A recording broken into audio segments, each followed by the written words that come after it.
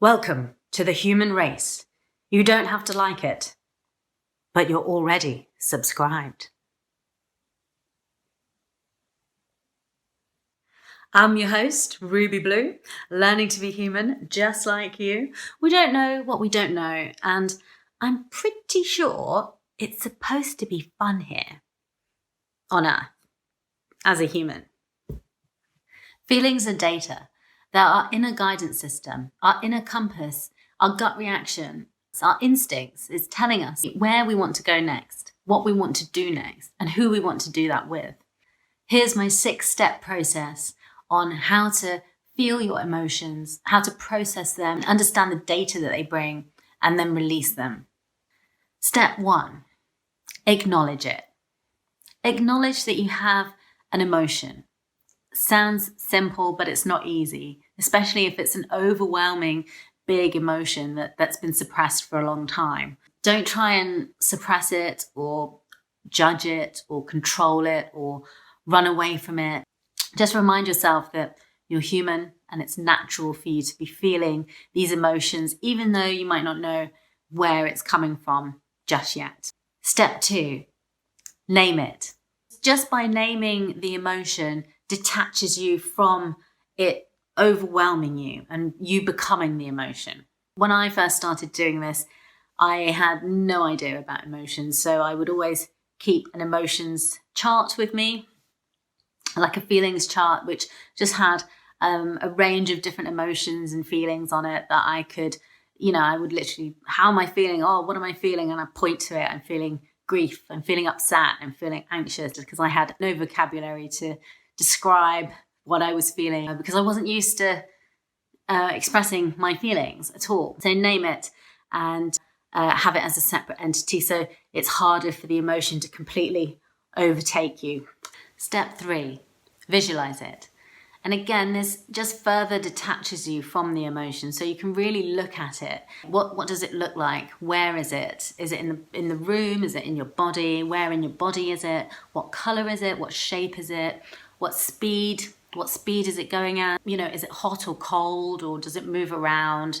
As much information as you can give yourself in that space just really helps you to look at what the emotion is. It just takes away the overwhelm, really. That's what it does. For instance, when I first had my rage came out for the very first time in my life, it was huge. It was huge. It was all over the room. It wasn't even in my body. It emanated from my body in red squiggly lines, vibrating very, very actively all over the room. But when I was feeling grief and I was feeling sad, it would come from the pit of my stomach and my heart. So it would feel like my heart was breaking, and, just terrible, terrible stomach pains. Step 4, feel it. Now, this is the hardest one. Yeah, I mean the first couple of steps, if you've done them, it will be slightly easier to do this one, but I'm not making any promises. It's really tough, especially if it's a really big, overwhelming emotion. Everything in your body and your mind just wants to completely run away from it. So this is no easy task, this step, and I commend anyone that is brave enough to do it. Once you've acknowledged it, you've named it, you've visualized it, you want to sit with it and just feel it. And again, the reason it's the hardest thing to do is because our brains are hardwired to run away from pain and towards pleasure. So really our survival instincts are kicking in here, and everything in our minds and bodies are pulling us the other way, and we want to go into the feeling, into the pain. The cure for pain is in the pain. A quote by Rumi, one of my favorite mystics. So it's so true. It's so true, but it's so hard to do. And I really feel for anyone attempting or even trying or having done this at all. I really feel for you. And yeah, all my love. So relax into the pain. There's one for you. Relax into the pain. Relax into the rage. Relax into the grief, into the hopelessness.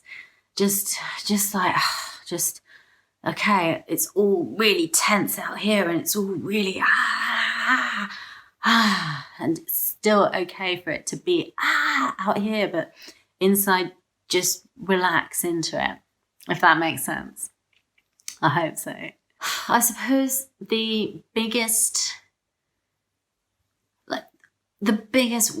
of the biggest worst feelings that I've ever had to sit and feel.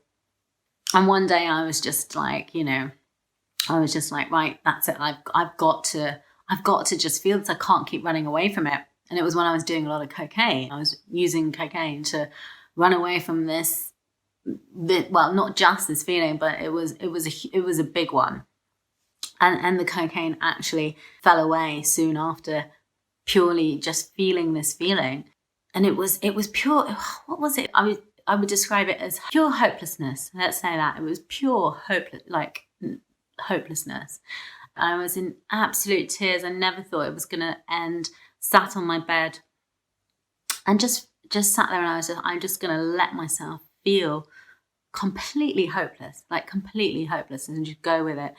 And I didn't think it was going to end. And to be fair, it lasted half an hour, which felt like an eternity. But having said that, it was only half an hour, So, it was only half an hour, really, at the end of the day. And I've been running away from it for years. I had so many problems. I had this addiction to stop me feeling it. And it was really, it's quite funny now. It was so horrible at the time. It was very, very hard.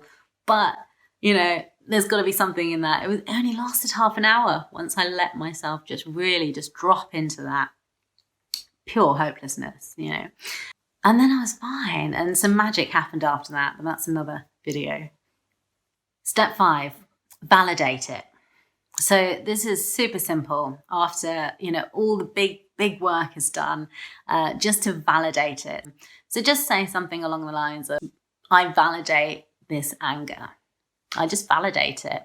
Doesn't matter where it's from. If you haven't been shown where it's from yet, if you have, then, it'll be so easy to just validate it, because you'll know where in your life it's come from and you'll understand why you have it. So you'll be super compassionate with yourself and be like, yeah, of course, that anger, of course I should have been angry, of course I should have felt angry for that thing that happened.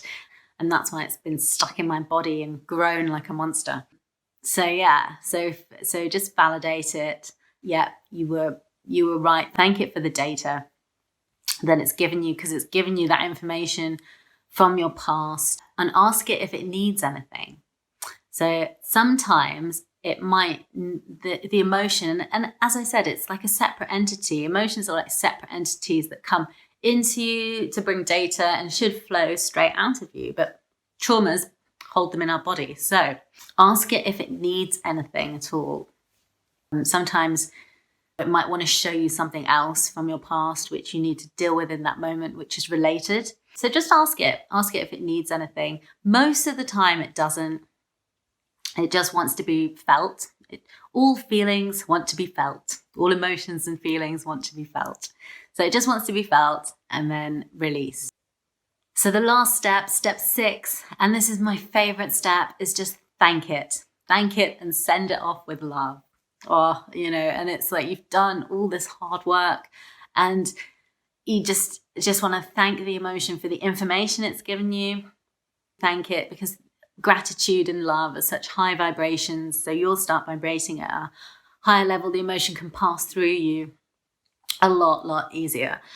And you actually feel it as well, which is phenomenal. Everyone feels it in different ways, but you'll feel some kind of bodily change and sensation. You'll definitely know that you'll feel like a big weight's been lifted, and you'll feel it going through you as well. It's quite phenomenal. And then that pattern of whatever you were triggered by with that particular trauma will have changed completely, because you won't be triggered in the same way anymore. You'll notice a massive change around a particular pattern that you had, a particular algorithm that was playing out from that original trauma that you've just now released the emotion of and integrated. So thank it and really feel that love. Feel the love.